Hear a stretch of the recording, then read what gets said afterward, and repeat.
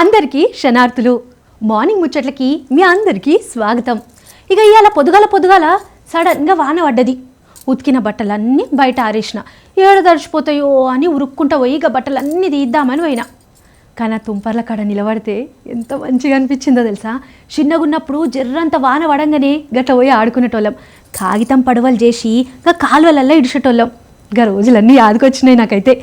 ఈ బిజీ లైఫ్లో పడి అసలు మనం అంతా ఇక చిన్ననాటి జ్ఞాపకాలన్నీ యాదమరుస్తున్నాం. ఇక చిన్న చిన్న సంతోషాలను గిట్లా మర్చిపోతున్నాం. అందుకే ఇక వర్షపు చినుకున్న జ్ఞాపకాలు ఎంత మంచిగా ఉంటాయో గవి మన మనసుని మళ్ళీ చిన్న పిల్లల లెక్క మారవనికే ఎంత తాపత్రయం పడతాయో ఇవాళ మన మార్నింగ్ ముచ్చట్లలో చెప్పే ముచ్చట్లు కూడా మీకు అట్లనే అనిపిస్తాయి. నిజం. మరి ఇవాళటి మన ముచ్చట్లు మొదలు పెడదామా? జూలై 28 తారీఖు రోజు మనందరము బాగా యాద్ చేసుకోవాల్సిన ముచ్చట కూడా ఒకటి ఉంది. గదేంది అనంటే ప్రపంచ ప్రకృతి పరిరక్షణ దినోత్సవం.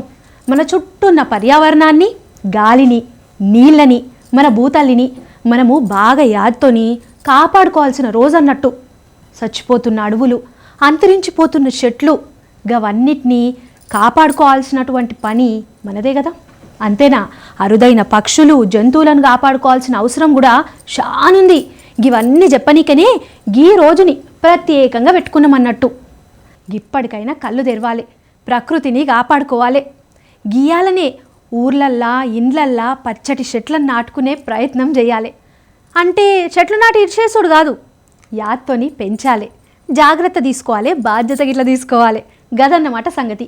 ఇక గీయాల ముచ్చట్లతో పాటు మీ మెదడుకు మేత పెట్టే మంచి ప్రశ్నను కూడా తీసుకొని వచ్చిన. గదేందో చూద్దాం పండ్రి. భర్తృహరి నీతి శతకం ప్రకారము విద్యార్థికి లేదా జ్ఞానికి వినయం అనేది ఏ విధమైన పాత్ర పోషిస్తుంది? ఆప్షన్స్ గిట్లా చెప్తాను. ఏ, వినయం జ్ఞానానికి నిండుతనాన్ని ఇస్తుంది. బి, కేవలం భయపడేవారే వినయంగా ఉంటారు. సి, వినయం వల్ల మనిషి బలహీనపడతాడు. డి, వినయం ఉన్నవారు చదువులో వెనకబడతారు. ఈ ప్రశ్నకి సమాధానాన్ని ఆఖర్లో రివీల్ చేస్తా. మీరు మాత్రం ప్రోగ్రాం చూస్తూనే ఉండుండ్రి. ఇవాళ మనందరం ఒక ముఖ్యమైన పెద్ద రోగం గురించి, దాని బారిన పడకుండా ఉండనీక తీసుకోవాల్సిన జాగ్రత్తల గురించి మాట్లాడుకుందాం. ఇవాళ ప్రపంచ హెపటైటిస్ దినోత్సవం అన్నట్టు. అసలు ఏంది హెపటైటిస్? దీని కథేందో ఇవాళ తెలుసుకోవాలి. మన బాడీలో లివర్ ఎంత ముఖ్యమో తెలుసు కదా. ఈ లివర్ అనే అవయవం మన ఒంట్లో ఉన్న చెత్తనంతా బయటికి నెట్టేస్తుంది. గట్లనే మనం తిన్న తిండిని గిట్లా అరగనీకే, రక్తాన్ని సాఫ్ చేయనికే కూడా బాగా ఉపయోగపడుతుంది. గసొంటి లివర్కి ఇన్ఫెక్షన్ వచ్చి వాపు వచ్చుడు, దాన్నే హెపటైటిస్ అంటారు. ప్రపంచ ఆరోగ్య సంస్థ WHO ప్రకారం ప్రపంచవ్యాప్తంగా లక్షలాది మంది ఈ రోగం బారిన పడి ప్రాణాల మీదకి తెచ్చుకుంటున్నారంట. ముఖ్యంగా కాలేయానికి సంబంధించిన రోగాలు, లివర్ క్యాన్సర్లు రానికే ఈ హెపటైటిసే ముఖ్యమైన కారణమంట. సరే మరి గియాల ఈ దినోత్సవం గురించి ఎందుకు అని మీరు ప్రత్యేకించి అడిగే అవసరం లేదనుకుంటా. ఎందుకంటే హెపటైటిస్ బి అనే ఖతర్నాక్ వైరస్ని కనిపెట్టి దానికి వ్యాక్సిన్, గదే టీకా తయారు చేసిన శాస్త్రవేత్త ఎవరో, ఆయన పేరేందో మీకు ఎరికెనా?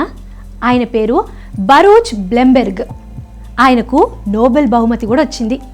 ఆయన పుట్టినరోజైన ఇయాల అంటే జూలై 28వ రోజు ప్రపంచవ్యాప్తంగా హెపటైటిస్ డేని జరుపుకుంటామన్నట్టు. మన జీవితంలో జరిగే ప్రతి దాంట్లో ఒక అర్థం ఉంటుంది, ఒక మలుపు గిట్లుంటుంది. అట్లే జరిగినవన్నీ మనం అనుకున్నట్టే జరుగుతాయా? ఇది నాది, ఇది నేను దాటుకొని ముందుకు పోవాలి అని మన మనసుకి మనం సర్ది చెప్పుకోవాలి. దాన్నే ఏమంటారో తెలుసా? యాక్సెప్టెన్స్ ఆఫ్ డెస్టినీ అంటారు. అంటే మన రాతల రాసున్న దాన్ని మనం అంగీకరించుడు అన్నట్టు. అసలుకి విధి ఆడే ఆట ముందల మన ప్రయాణం ఎట్లుండాలి, అడ్డంకులు వచ్చినప్పుడు వెనుకడుగు వేయకుండా పరిస్థితులను ఎట్లా ముందుకు అర్థం చేసుకొని సాగాలి అనే విషయాలను మనకు ముచ్చటగా చెప్పనీకే ఇవాళ మనతోని సుధీర అడసపల్లి మేడం ఉన్నది. లేటెందుకు, ఆమె చెప్పే మాటలు ఇందాం, వివరాలు ఇట్లా తెలుసుకుందాం. పాండి.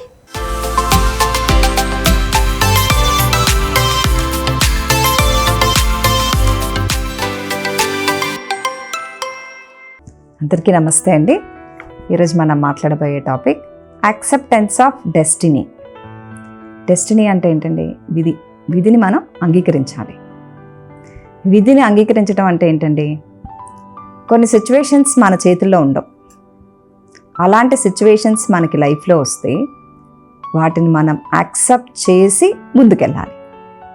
అంతేకాని అక్కడే ఆగిపోకూడదు. అక్కడే ఆగిపోతే లైఫ్ ఎలా ముందుకెళ్తుందండి?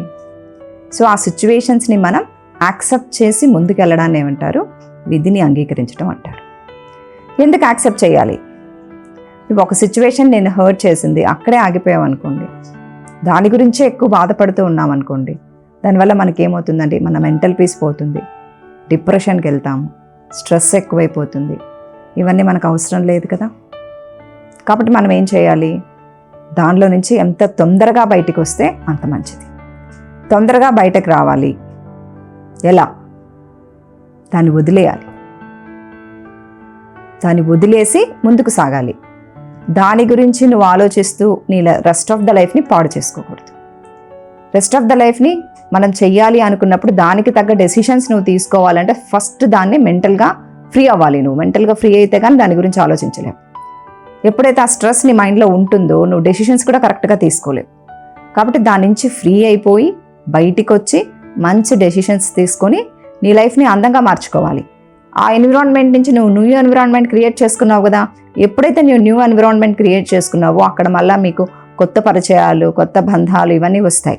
దాంతో స్లోగా నువ్వేం చేస్తావు? ఆ జరిగిన ఇన్సిడెంట్ని మర్చిపోతావు.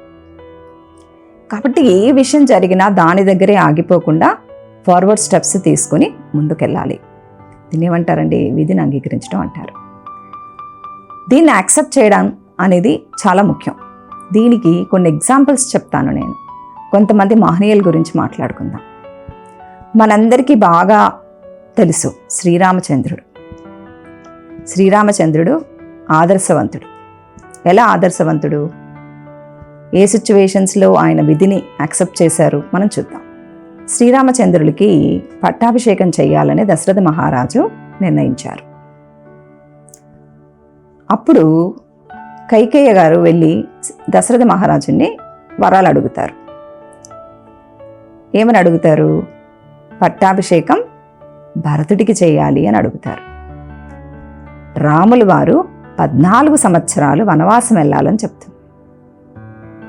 మరి దశరథ మహారాజుకి శ్రీరామచంద్రుడు అంటే చాలా ఇష్టం. మరి ఆవిడ చెప్పింది ఆయన నోటితో శ్రీరామచంద్రుడికి చెప్పడం ఆయనకి చాలా కష్టంగా అనిపించింది. కానీ తండ్రి చెప్పారుగా, దశరథ మహారాజు ఇలా చెప్పారు అంటే తండ్రి ఆజ్ఞను పాటించాలి. తండ్రి మాటకు ఎదురు చెప్పకుండా 14 సంవత్సరాలు వనవాసం వెళ్ళడానికి నిర్ణయించుకున్నారు. అక్కడికి వెళ్ళిన తర్వాత సీతా అమ్మవారు, రావణాసురుడు రావడం, ఆయన ఎత్తుకెళ్ళడం, తర్వాత అమ్మవారిని తీసుకురావడం, ఇదంతా మనకు తెలిసిన స్టోరీయేనండి. భగవంతుడంతటి వాడికే విధిని యాక్సెప్ట్ చేయటం అనేది తప్పలేదు. మనం మానవ మాత్రులం. మనం కూడా ఆ సిచ్యువేషన్స్ని యాక్సెప్ట్ చేసుకుని ముందుకెళ్ళాలి. ఇంకొక ఎగ్జాంపుల్ చెప్తాను. ఏపీజే కలాం గారు. కలాం గారు అంటే అసలు మన యూత్కి చాలా చాలా ఇష్టం. ఎందుకు అంత ఇష్టం? ఆయన చాలా ఇన్స్పైరింగ్గా మాట్లాడతారు. ప్రతిదీ చాలా సింపుల్గా సొల్యూషన్స్ ఇస్తారు. అందువల్ల చాలామందికి ఆయన అంటే ఇష్టం. ఆయన జీవితంలో ఏం జరిగింది? కలాం గారికి ఎయిర్ ఫోర్స్లో పైలట్గా పనిచేయాలనే కోరిక ఉండేది. అప్పటికే ఆయన ఇంజనీరింగ్ అంతా కంప్లీట్ చేసేసారు. అయినా కూడా మనకి కొన్ని చేయాలి అనిపించినప్పుడు కొన్ని ప్రయత్నం చేయాలిగా. ఆ ప్రయత్నం చేయడానికి ఆయన కూడా ఇంటర్వ్యూకి వెళ్ళారు. ఇంటర్వ్యూస్ జరుగుతున్నాయి. ఆ లైన్లో కూడా ఒక 10-15 మంది కూర్చున్నారు. సో వాళ్ళు ఫస్ట్ 8 మందిని ఇంటర్వ్యూ చేశారు. 8 మందిని ఇంటర్వ్యూ చేశాక ఇంటర్వ్యూలు అయిపోయాయి. మన కలాం గారు కూర్చున్న పొజిషన్ 9వ నెంబర్. కాబట్టి ఆయనకి అవకాశం పోయింది. అవకాశం పోయింది అని చెప్పేసి ఆయన కోరుకున్నది దక్కలేదు అని చెప్పేసి ఆయన అక్కడే ఆగిపోయారండి? ఆగిపోలేదు. మళ్ళా వచ్చారు. సైంటిస్ట్గా ఆయన చాలా ఎక్స్పెరిమెంట్స్ చేశారు. ఈరోజు మన దేశానికి మిజైల్ మ్యాన్గా నిలబడ్డారు ఆయన. అదొక్కటేనా? దేశానికి రాష్ట్రపతిగా చేశారు. అప్పుడు ఆయన అనుకున్న కోరికను ఆయన తీర్చుకున్నారు. మోటివేషనల్ స్పీచెస్ ఇచ్చి ఎంతోమంది యువతని ఎంకరేజ్ చేశారు. ఇవన్నీ ఆయన సాధించిన విజయాలే. ఆయన ఆ రోజు అక్కడ దొరకలేదని అక్కడ ఆగిపోయి ఉంటే ఇవన్నీ సాధించే వాళ్ళ. కాబట్టి మనం విధిని యాక్సెప్ట్ చేసి ముందుకు వెళ్ళాల్సిందే, కంపల్సరీగా వెళ్ళాలి. అలాగే మనకి ప్రకృతి వైపరీత్యాలు వస్తూ ఉంటాయండి. ప్రకృతి వైపరీత్యాలు మన చేతుల్లో ఉంటాయా? ఉండవు. అవి ఎప్పుడు వస్తాయో, ఎప్పుడు మనం నష్టపోతామో తెలియదు. సమ్ ప్లేసెస్లో మనకి ఫ్లడ్స్ ఇవన్నీ వచ్చి పంటలన్నీ పాడైపోతాయండి. పంటలన్నీ పాడైపోయాయి అని చెప్పేసి రైతు ఇంకెప్పటికీ మేము పంటలు పండించలేమని ఆపేస్తున్నాడా? లేదుగా. వాళ్ళు ఒక స్టెప్స్ తీసుకుంటున్నారుగా, నెక్స్ట్ స్టెప్స్ మళ్ళీ ఇంకో రకమైన పంట వేసి వాళ్ళు పండిస్తున్నారా, పండించట్లేదా? అంటే వాళ్ళు అక్కడ యాక్సెప్ట్ చేస్తున్నారా లేదా డెస్టినీని? ఖచ్చితంగా యాక్సెప్ట్ చేస్తున్నారు. సో కాబట్టి ఇలా యాక్సెప్టెన్స్ ఆఫ్ డెస్టినీ అనేది ప్రతి వాళ్ళు తన లైఫ్లో అలవర్చుకోవాలి.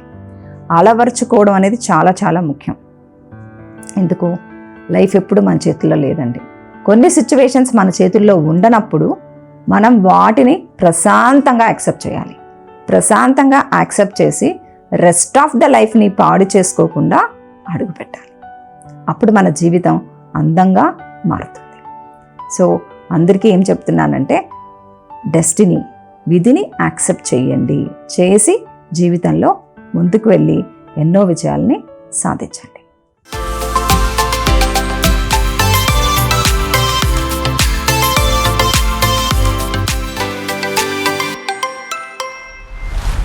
ఇక పొద్దుగాలనే మనసు ప్రశాంతంగా ఉండాలి, ఒళ్ళు ఉత్సాహంగా ఉండాలంటే ఏం చేయాలి?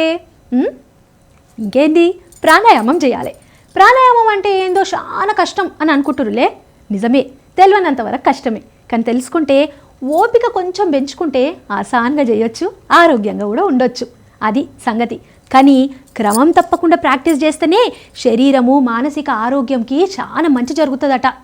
ఈరోజు మన ప్రోగ్రాంల ట్రైనర్ లక్ష్మి మేడం మనతో పాటు ఉన్నారు. అంతేకాదు, ప్రాణాయామం యొక్క ప్రాముఖ్యత ఏంది, దాంతోనొచ్చే ఉపయోగాలు ఏంది చక్కగా వివరిస్తారట.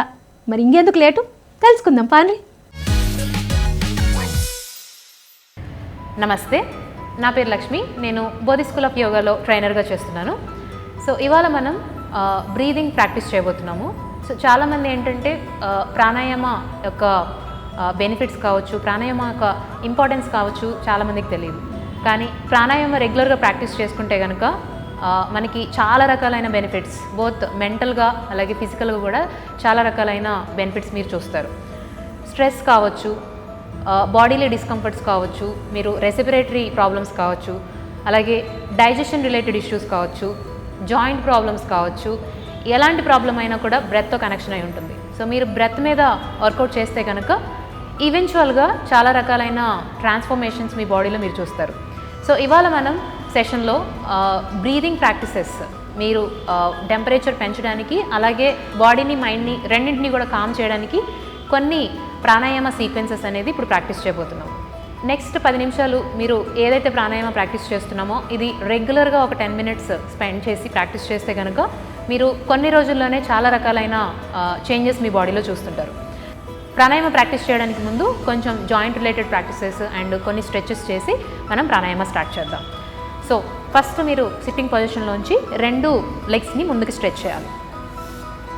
ఈ పొజిషన్లో మీరు 2 లెగ్స్ని ఇలా ఫ్లాప్ చేసుకుంటే కనుక మీకు లెగ్స్లో ఏమన్నా నమ్నెస్ కానీ ఏదైనా స్టిఫ్నెస్ కానీ ఉంటే మీకు రిలీజ్ అవుతుంది. అలాగే ప్రాణ ఫ్రీగా ఫ్లో అవ్వడానికి ఆస్కారం ఉంటుంది. ఇలా చేసిన తర్వాత 2 చేతుల్ని ముందుకు తీసుకొచ్చి ఇలా మీకు 2 చేతుల్ని మూస్తూ వదులుతూ ఉంటే కనుక మీకు బ్లడ్ సర్క్యులేషన్ బాగా జరుగుతూ ఉంటుంది. తర్వాత 2 చేతులను పైకి లిఫ్ట్ చేసి పశ్చిమోత్థానాసన ఒక 5 నుంచి 10 సార్లు మీరు ప్రాక్టీస్ చేస్తే కనుక మీకు ప్రాణ ఫ్లో అనేది బాడీలో పెరుగుతుంది.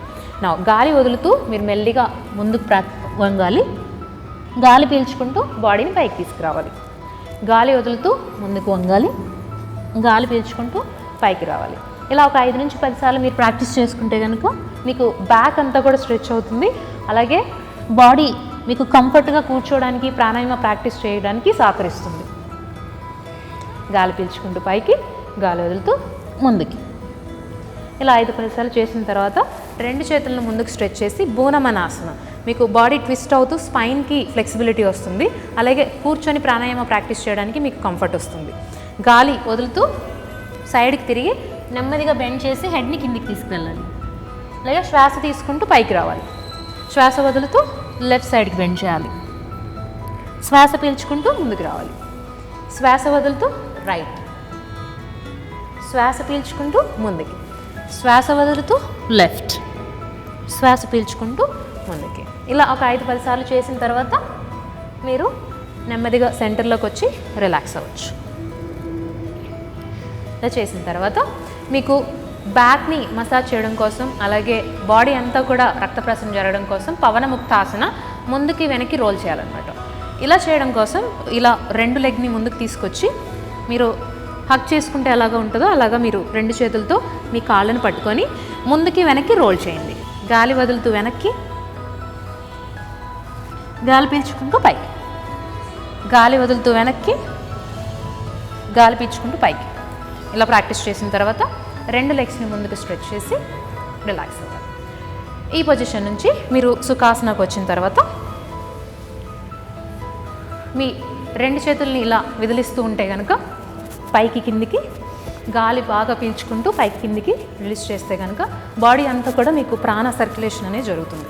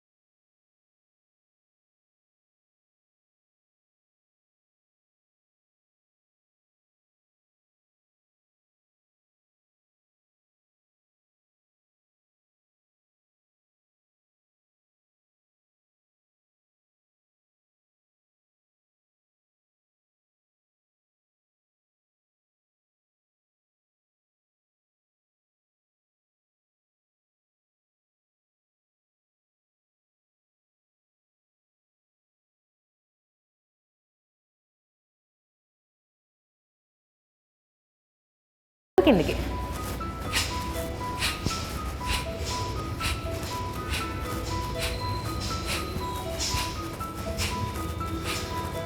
రిలాక్స్.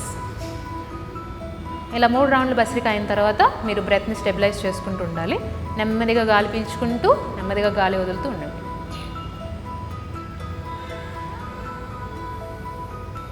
ఇప్పుడు మనం హ్యాపీ బ్రీదింగ్ చేస్తాము.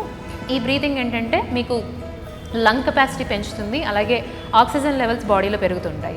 ఇది కూడా మనం ఒక రౌండ్ ప్రాక్టీస్ చేద్దాం. ఈ రౌండ్కి 20 సార్లు మనం ప్రాక్టీస్ చేయాలి. సో మీరు చేయాల్సింది ఏంటి అంటే 2 చేతులను మీ ఛాతీ మీద ఉంచి గాలి పీల్చుకుంటూ 2 చేతుల్ని సైడ్కి స్ట్రెచ్ చేయాలి. గాలి వదులుతూ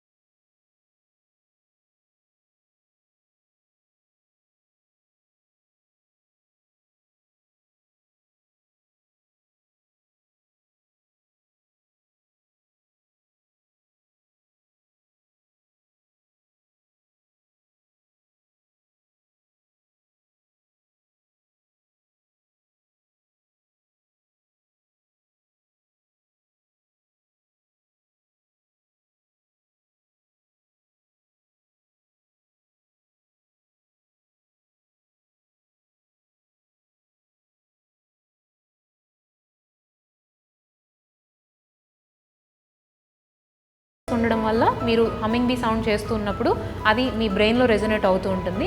ఆ విధంగా మీ బ్రెయిన్ అలాగే మైండ్ కామ్ అవుతూ ఉంటుంది, బాడీ అంతా కూడా రిలాక్స్డ్ ఫీలింగ్ వస్తుంది.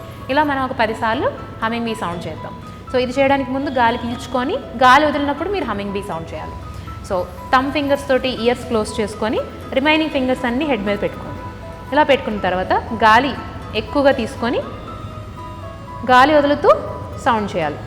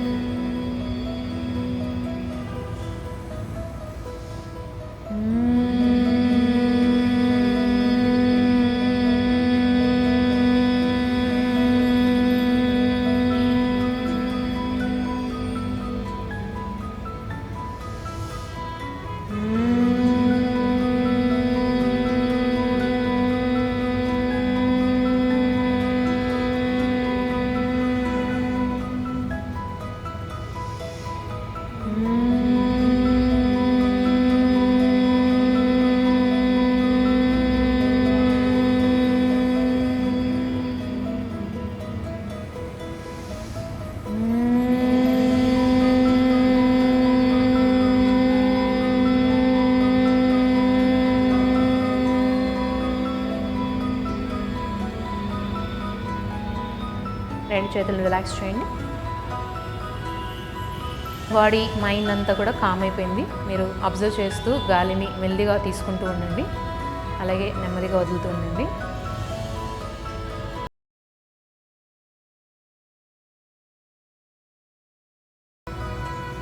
శ్వాస నెమ్మదిగా పీల్చుకుంటూ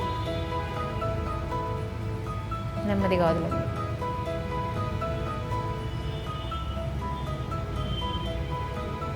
ఇప్పుడు నెమ్మదిగా రెండు చేతులను మీ మొహం మీద ఉంచి నెమ్మదిగా కళ్ళు తెరవండి.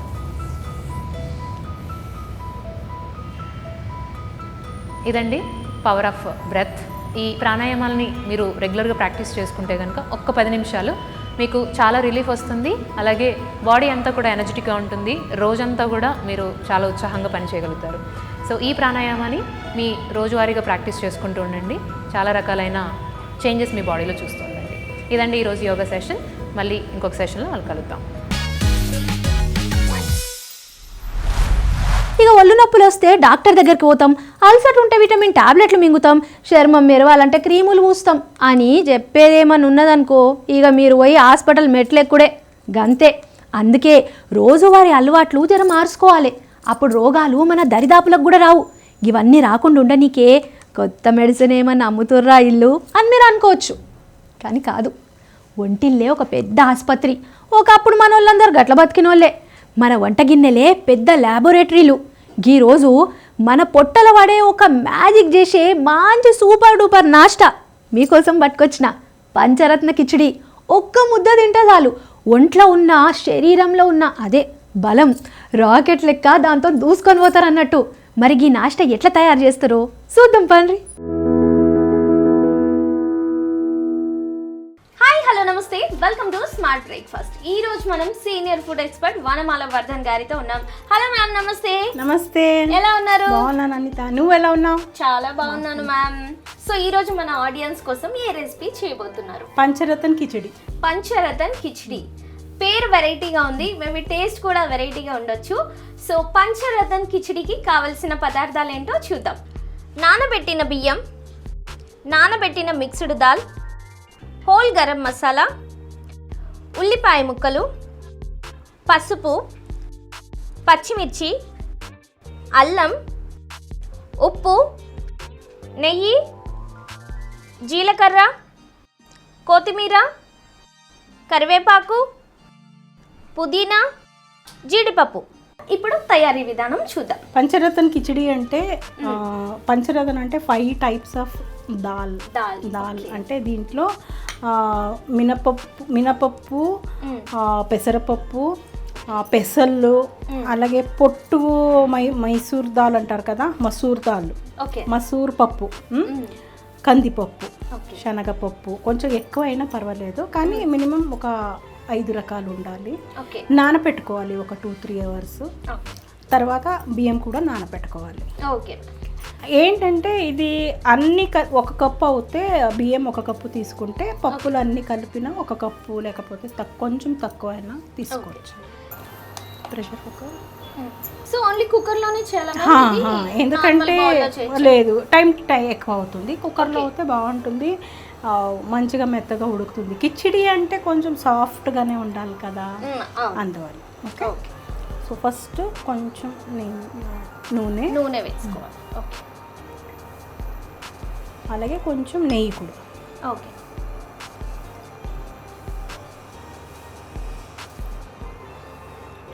ఓకే. దీంట్లో కొంచెం ఇది వేడవంగానే జీలకర్ర వేద్దాం. ఓకే.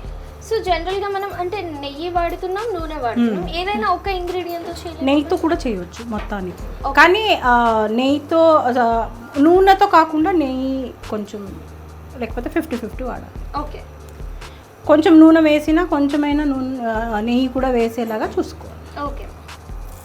కావాలంటే మొత్తానికి నెయ్యితో చేయవచ్చు. ఓకే.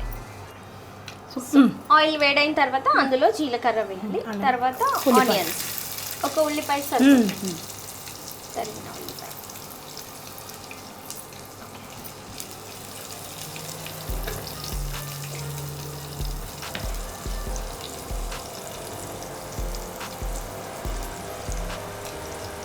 సో ఉల్లిపాయలు వేసుకోవాలి.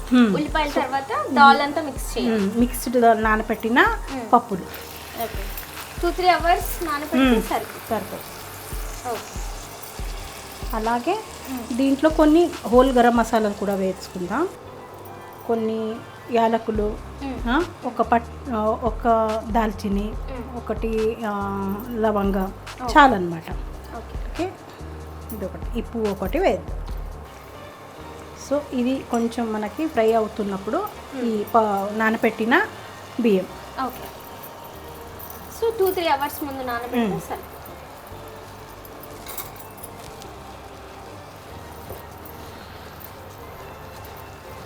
పచ్చిమిర్చిలు, అలాగే పుదీనా, కొత్తిమీర ఇవన్నీ వేసి ఒక paste, rough paste, fine paste కాకుండా. ఓకే, సో కొత్తిమీర ఆకులు ఫస్ట్, కొత్తిమీర, పుదీనా,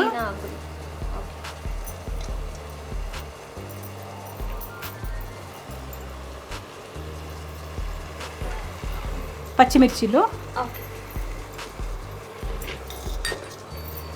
కొన్ని అల్లం ముక్కలు, దీంట్లో కూడా కొన్ని గరం మసాలా, ఒక దాల్చిని చెక్క,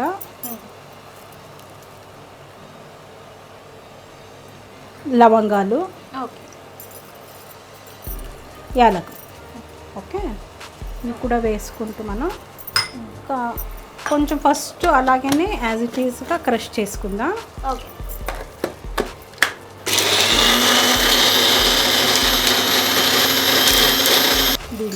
లేదు ఇలా వేసేస్తాం. ఈ పచ్చి మసాలా ఏమేమి చేసుకున్నాం, గ్రీన్ మసాలా, దాంతోపాటు ఈ పసుపు,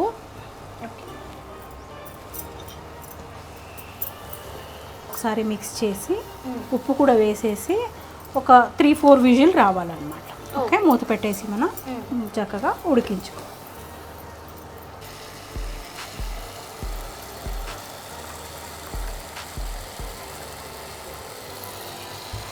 సో మనం రైస్ ఎంత క్వాంటిటీ అయితే వేసుకుంటామో అంతకు ఒక 3 కప్స్ వేసుకుంటే సరిపోతుంది. ఇప్పుడే ఉప్పు కూడా వేసేది. ఓకే, టేస్ట్కి తగినంత సాల్ట్ కూడా యాడ్ చేసుకోవాలి. ఓకే, ఓకే, ఒక 3 to 4 విజిల్ రావాలి. అట్ ద సేమ్ టైం కొంచెం కూల్ అవ్వాలి. కూల్ అయిన తర్వాత కొంచెం ఇంకొక తాలింపు వేయాలి. ఓకే, నెయ్యి, కొంచెం జీలకర్ర, ఇది అల్లం తురుము ఏదైతే ముక్కలు ఉందో తింటుంటే చాలా ఫ్లేవర్ ఉంటుంది. ఈ అల్లం తురుము ముక్కలు చాలా వాటిల్లో వేస్తారు, పెసరట్టు మెయిన్ గా చాలా బాగుంటుంది. So at the same time కిచడీలో కూడా ఇప్పుడు అక్కడక్కడ తగులుతుంటే అల్లం ఫ్లేవర్ వచ్చేస్తుంది మనకి చాలా. కొన్ని జీడిపప్పు,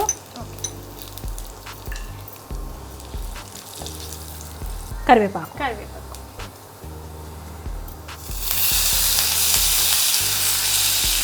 ఆఫ్ చేసేసుకుందాం, ఆ వేడికి సరిపోతుంది.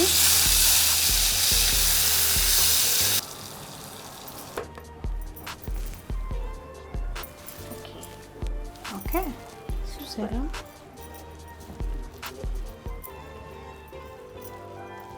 కొంచెం వేడిగా ఉన్నప్పుడే ఇలా మనం స్మాష్ చేయాలి. ఇప్పుడు ఈ మీరు వేయండి, నేను కలుపుతాను. మనం చేసుకున్న పోపు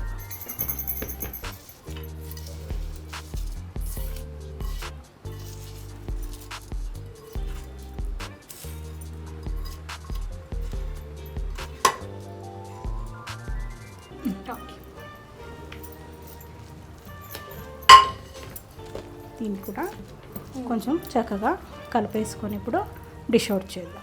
ఓకే.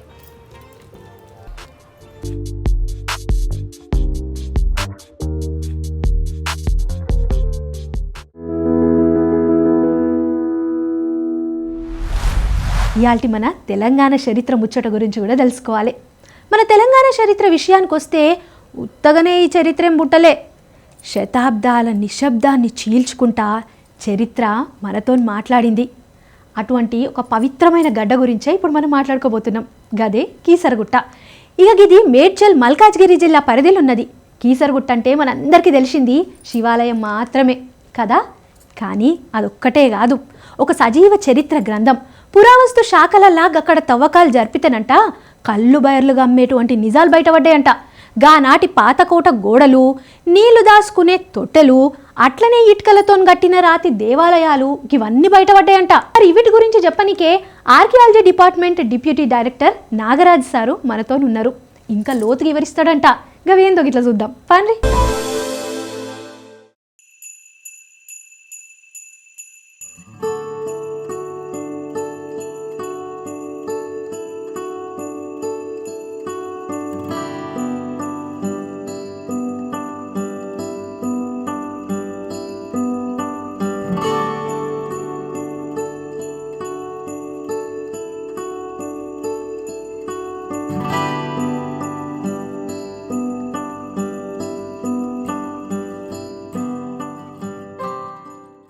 నమస్తే అండి, నా పేరు doctor P Nagaraj, deputy director మ్యూజియంగా పురావస్తు ప్రదర్శనశాలలోని పనిచేస్తున్నాను.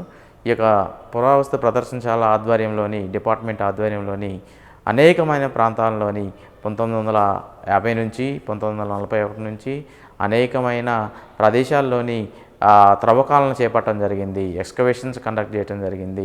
ఈ త్రవ్వకాల్లోని అనేకమైన తొలి చారిత్రక యుగాల్లోని త్రవ్వకాలు చేపట్టడం జరిగింది. అలాంటి తొలి చారిత్రక యుగాల్లోని ప్రముఖమైనవి చూసుకున్నట్లయితే పనిగిరి బుద్ధిస్ట్ సైట్ ఒకటి, అదేవిధంగా కోటిలింగాల బుద్ధిస్ట్ సైట్ ఒకటి, అదేవిధంగా ధూళికట్ట బుద్ధిస్ట్ సైట్ ఒకటి, ఆ తర్వాత పెద్దపల్లి బుద్ధిస్ట్ సైట్ ప్రముఖమైన తొలి చారిత్రక యుగాల్లోని ఒకటిగా తెలియజేస్తూ దాంతోపాటే చాలా ఏలేశ్వరం సంబంధించిన తొలి చారిత్రక యుగం కూడా చాలా ప్రసిద్ధమైన ప్రాంతం ఈ ఏలేశ్వరం తొలి చారిత్రక యుగానికి సంబంధించిన ప్రాంతం. ఈ ప్రాంతంలోని డిపార్ట్మెంట్ వారు 1950 ఆధ్వర్యంలోని 50 నుంచి 1980 వరకు అనేక దఫాలుగా ఎక్స్కవేషన్స్ కండక్ట్ జరిగింది. ఈ ఏలేశ్వరం అనేది నాగార్జున సాగర్ యొక్క డ్యామ్, ఇప్పుడు ఏదైతే డ్యామ్ నిర్మాణం జరిగిందో ఆ ప్రదేశంలోని ముంపుకు గురి అయిన ఒక గ్రామం ఏలేశ్వరం అనే గ్రామం. ఈ డ్యామ్లోని ముంపుకు గురి అయిన 110 గ్రామాల్లోని department of archaeology and museum ఆధ్వర్యంలోని యొక్క త్రవ్వకాలను చేపట్టడం జరిగింది. ఈ ఏలేశ్వరంలోని జరిపిన త్రవ్వకాల్లోని అనేకమైన ప్రత్యేకమైన కట్టడాలు, అనేకమైన యాంటిక్విటీస్ అనేది బయలుపడటం జరిగింది. అయితే ఈ యొక్క ఏలేశ్వరంలో జరిగిన అవశేషాలు అన్నీ కూడా చూసుకున్నట్లయితే ఇటుకతో కూడిన రాతి కట్టడాలు బయలుపడటం జరిగింది. ఆ తర్వాత స్థానవాటికలు కూడా ఈ యొక్క త్రవ్వకాల్లోని బయలుపడటం జరిగింది. అదేవిధంగా మట్టి పాత్రలు, అదేవిధంగా మానవ జంతు ఆకృతులతో కూడిన మట్టి బొమ్మలు, టెర్రకోట బొమ్మలు కూడా ఈ త్రవ్వకాల్లో బయటపడటం జరిగింది. వాటితో పాటే రాతి పూసలు, మట్టి పూసలు, అదేవిధంగా సీల్స్ కూడా వివిధ ఆకారాల్లో కూడిన సింబల్తో కూడిన సీల్స్ కూడా మూసలు కూడా బయలుపడ్డావి. ఈ సీల్స్తో పాటే ఇనుప పనిముట్లు కూడా బయలుపడటం జరిగింది. వీటితో పాటే రోమన్లకు సంబంధించిన నాణ్యాలు, అదేవిధంగా శాతవాహనులు, ఇక్ష్వాకులు, అదేవిధంగా విష్ణు కుండీలకు సంబంధించిన నాణ్యాలు కూడా ఈ యొక్క త్రవ్వకాల్లోనే బయలుపడటం జరిగింది. ఈ నాణ్యాలతో పాటే ఈ యొక్క బ్రహ్మీ శాసనాలు కూడా, ఇన్స్క్రైబ్డ్ బ్రహ్మీ శాసనాలు కూడా ఈ యొక్క త్రవ్వకాల్లోని డిపార్ట్మెంట్ ఆధ్వర్యంలో జరిపిన త్రవ్వకాల్లోని బయలుపడటం జరిగింది. ఇవన్నీ కూడా క్రీస్తు పూర్వం 1వ శతాబ్దం నుంచి క్రీస్తు శకం 3వ శతాబ్దానికి సంబంధించిన ఈ యొక్క ఆధారాలుగా చెప్పవచ్చును. ఇంత ప్రాచీనత గల ఈ శాసనం చుట్టూ కూడా, ఈ యొక్క విలేజ్ బయలుపడిన ప్రాంతం చుట్టూ కూడా ఒక మట్టి కోట ఉండటం గమనించవచ్చును. ఇంత ప్రాముఖ్యత కలిగిన ఈ ప్రాంతం ఆ రోజుల్లోని విజయపురికి, ఇక్ష్వాకుల రాజధాని అయిన విజయపురికి అతి చేరువలోనే ఉండటం కూడా ఒక ప్రత్యేకమైన లక్షణం గల ప్రాంతంగా చెప్పవచ్చు. ఏలేశ్వరంతో పాటు కేసరగుట్ట అనే ప్రాంతంలోని ఈ యొక్క పురావస్తు ప్రదర్శనశాల ఆధ్వర్యంలోని అనేక మార్లు త్రవ్వకాలను చేపట్టడం జరిగింది. ఈ కేసరగుట్ట అనేది చాలా ప్రాముఖ్యమైన ప్రాంతం. హైదరాబాదుకు 40 కిలోమీటర్ల దూరంలోని ఈ కేసరగుట్ట అనేది తొలి చారిత్రకానికి సంబంధించిన ప్రదేశం గలదు. ఈ ప్రదేశంలోని డిపార్ట్మెంటు ఆధ్వర్యంలోని అనేక దఫాలుగా ఇక్కడ ఎక్స్కవేషన్స్ కండక్ట్ చేయడం జరిగింది. అయితే ఈ కేసరగుట్ట అనేది చాలా ప్రసిద్ధమైన శైవక్షేత్రం, శ్రీ రామలింగేశ్వర స్వామి దేవాలయం గలదు. అయితే ప్రత్యేకంగా తొలి చారిత్రక యుగంలోని ఈ యొక్క బయలుపడిన ఇటుకలు చూసుకున్నట్టయితే డిఫరెంట్ ఆకారాల్లోని డిఫరెంట్ షేప్స్తో కూడిన ఈ యొక్క పొడవలను కొలతలను కలిగి ఉంటుంది. ఆ ఇటుకలుగా చూసుకున్నట్టయితే పనిగిరి కానీ, అదేవిధంగా కోటిలింగాలు కానీ, అదేవిధంగా ధూళికట్ట కానీ, పెద్ద బంకూరు కానీ, అదేవిధంగా చాడా గ్రామంలో బయలుపడిన ఇటుకల యొక్క సైజులు చూసుకున్నట్టయితే ఇప్పుడు మామూలు ఇటుకలతో పోల్చుకుంటే అవి చాలా పెద్దగా ఉంటాయి. అయితే ఆ ఇటుకల సైజుగా చూసుకున్నట్టయితే 58 సెంటీమీటర్ల పొడవు, అదేవిధంగా 26 సెంటీమీటర్ల వెడల్పు, అదేవిధంగా 7 నుంచి 7 సెంటీమీటర్లు, 8 సెంటీమీటర్లు, 9 సెంటీమీటర్లు మందాన్ని కలిగి ఉంటాయి. ఈ యొక్క సైజులను బట్టి, ఈ యొక్క ఆకారాలు సైజులను బట్టి, ఈ యొక్క ఇటుకను బట్టి అది శాతవాహనలా ఇక్ష్వాకులా అని చెప్పేసి ఆ సైజుని బట్టి నిర్ధారణ చేయటం జరుగుతుంది. చూసిండ్రు కదా నాగరాజ్ సారు ఎంత చక్కగా వివరించిండో. నిజంగా మన తెలంగాణ కోటి రతనాల వీణ. ఇక గిట్లనే ఇయాల మన యాదగిరి ఛానల్లో ప్రసారం అయ్యే సూపర్ ప్రోగ్రాంలు, మరి ఆ ప్రోగ్రాంల గురించి కూడా మనం జర తెలుసుకుందాం, యాడ్ చేసుకుందాం. అవిటిని కూడా చూద్దాం పాండ్రి. ఈరోజు దూరదర్శన్లో ప్రసారమయ్యే ముఖ్య కార్యక్రమాలు: ఉదయం 9 గంటలకు హాలీవుడ్ సినిమాలో భాగంగా ప్రైమల్ సినిమా, ఉదయం 11 గంటలకు సినీ గీతాలు కార్యక్రమం, ఉదయం 11:30 నవ్వు నవ్వించు కార్యక్రమం, మధ్యాహ్నం 12 గంటలకు మీ ముందుకు రానుంది ఫుల్ ఆన్ ఎనర్జీతో సాగిపోయే మన లేడీ స్పెషల్ మస్త్ మజా కార్యక్రమం. ఈరోజు మధ్యాహ్నం 2 గంటలకు మోహన్ గాంధీ దర్శకత్వంలో అర్జున్, మురళీమోహన్, రాధిక ప్రధాన తారాగణంగా నటించిన న్యాయానికి సంకెళ్ళు సినిమా మీకోసం. సాయంత్రం 5 గంటలకు రైతు నేస్తం కార్యక్రమం, సాయంత్రం 5:30 ప్రతిరోజు కొత్త కార్యక్రమంతో మీ ముందుకు రానుంది రంగురంగుల హరివిల్లు సింగిడి కార్యక్రమంలో భాగంగా ఈరోజు మంచి ఆరోగ్యానికి ఎంతగానో ఉపయోగపడే యోగా గురించి వివరిస్తారు. సాయంత్రం 6 గంటలకు టెలి సీరియల్ 1000 పడగలు మీకోసం. రాత్రి 8 గంటలకు మంచి మంచి కామెడీ సీన్స్తో మిమ్మల్ని అందరినీ కడుపుబా నవ్వించే ప్రత్యేక కార్యక్రమం నవ్వు నవ్వించు. రాత్రి 8:30 సైబర్ క్రైమ్స్ కార్యక్రమం. ఈరోజు రాత్రి 9:30 పందిళ్లపల్లి చంద్రశేఖర్ రెడ్డి దర్శకత్వంలో రంగనాథ్, శ్రీధర్, జయసుధ, జమున మరియు ప్రభాకర్ రెడ్డి ముఖ్య పాత్రలు పోషించిన పల్లెసీమ సినిమా మీకోసం. ఇక ఈరోజు దూరదర్శన్లో ప్రసారమయ్యే తెలుగు వార్తలు ఉదయం 8 గంటలకు, మధ్యాహ్నం 1 గంటకు, రాత్రి 7 గంటలకు, తిరిగి రాత్రి 9 గంటలకు. అలాగే ఉర్దూలో వార్తలు మధ్యాహ్నం 1:30 తిరిగి రాత్రి 7:30. రేపు ఉదయం 6:15 సన్మార్గం కార్యక్రమం, రేపు ఉదయం 6:30 నిత్యార్చన కార్యక్రమం. ఇక రేపటి ముఖ్య కార్యక్రమాలు రేపటి మార్నింగ్ ముచ్చట్లలో తెలుసుకుందాం.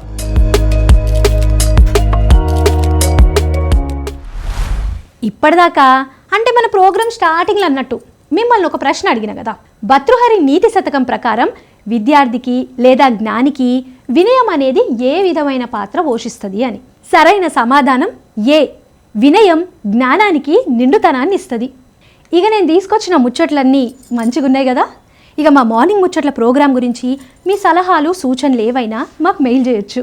మా మెయిల్ ఐడి programs.ddiyadagiri@gmail.com. గిట్లనే రేపు పొద్దుగాల మళ్ళొచ్చే మార్నింగ్ ముచ్చట్లలో కలుద్దాం. అప్పటిదాకా జరంత పైలం